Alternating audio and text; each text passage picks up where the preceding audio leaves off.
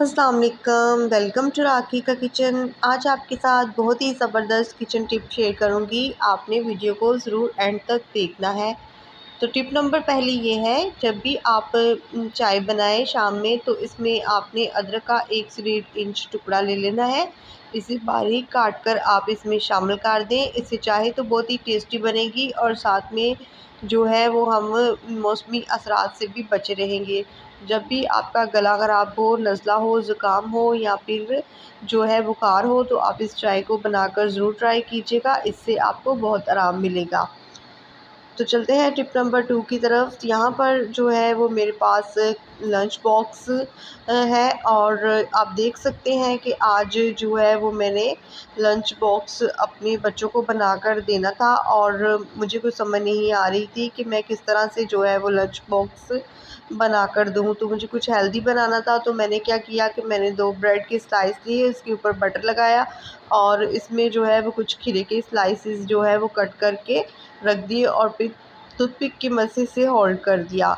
और साथ में मैं कुछ दे रही हूँ एप्पल और इस तरह से काट कर असम्बल कर दिया है मैंने। मेरे पास ये पार्टीशन वाला जो है वो लंच बॉक्स था, तो मैं इसी में जो है वो रख दूँगी और इस छोटे वाले जो है बॉक्स में मैं डाल दूँगी कुछ पीनट। अगर आपके पास खजूर या बादाम है तो आप वो भी दे सकते हैं और साथ में जो है वो मैं एक बॉयल एग दूँगी।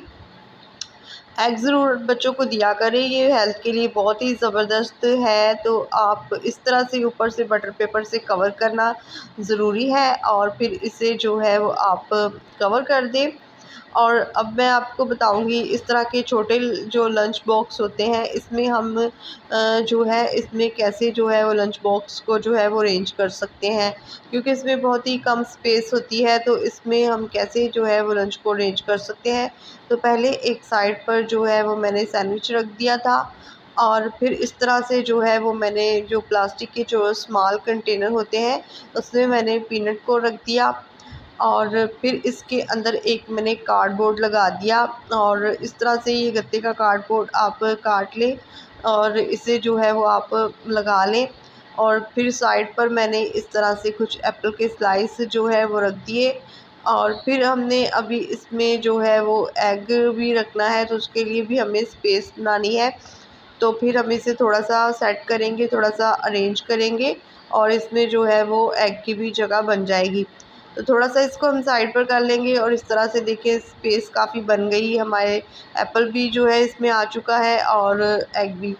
तो इसे भी हम जो है वो बटर पेपर से कवर कर देंगे। अगर आपके पास बटर पेपर नहीं तो आप किसी पेपर का भी यूज़ कर सकते हैं और फिर इसे भी हम इस तरह से अरेंज कर लेंगे। तो ये आज की मेरी बहुत ही ज़बरदस्त हेल्दी लंच की टिप्स जो मैंने आपके साथ शेयर की है, ये बहुत ही ज़बरदस्त आइडिया है। आप इसे ज़रूर फॉलो कीजिएगा और अपना कमेंट मेरे साथ फीडबैक में ज़रूर शेयर कीजिएगा। तो चलते हैं अब नेक्स्ट टिप की तरफ। अक्सर हमारे घर में जो है वो प्लास्टिक के इस तरह के रबड़ के जूते जो है वो होते हैं और ये गंदे बहुत ज़्यादा हो जाते हैं और बहुत जल्दी ही गंदे हो जाते हैं। तो इसे साफ़ करना काफ़ी मुश्किल होता है। तो जब भी इस तरह के प्लास्टिक के या रबड़ के जूतों को आपने साफ़ करना हो, तो बस आपने क्या करना है, इसके ऊपर थोड़ा सा हार्पिक डाल देना है। हार्पिक डाल के आपने इसे 1 से 2 मिनट के लिए बस छोड़ देना है और साथ में ही इसके ऊपर थोड़ा सा आपने सरफ़ डाल देना है। सरफ़ आपके पास जो भी है वो भी आप ले सकते हैं। तो आप देख सकते हैं मैंने 1 से 2 मिनट के लिए इसे छोड़ा था और अब इसके ऊपर मैं सरफ़ डाल दूँगी। और फिर आपने एक जो है ख़राब वाला जो है ब्रश जो है ना, तो दांत ब्रश करने वाला, वो आपने ले लेना है और इसे आपने 2 से 3 मिनट के लिए इसके ऊपर हल्का-हल्का सा रगड़ लेना है। बस हल्का-हल्का ही आपने रगड़ना है, बहुत ज़्यादा ज़ोर लगाने की भी कोई ज़रूरत नहीं है। जहाँ-जहाँ पर ज़्यादा गंदा है इसे आपने अच्छी तरह से क्लीन कर लेना है। इससे सारी मैल दाग जो भी है सब साफ़ हो जाएंगे और ये जूते बिल्कुल आपके नए जैसे हो जाएंगे, जैसे कि आप अभी-अभी बाज़ार से लेकर आए हैं। तो इस तरह से आप इन जूतों को साफ़ कर सकते हैं और इन्हें दोबारा से इस्तेमाल कर सकते हैं।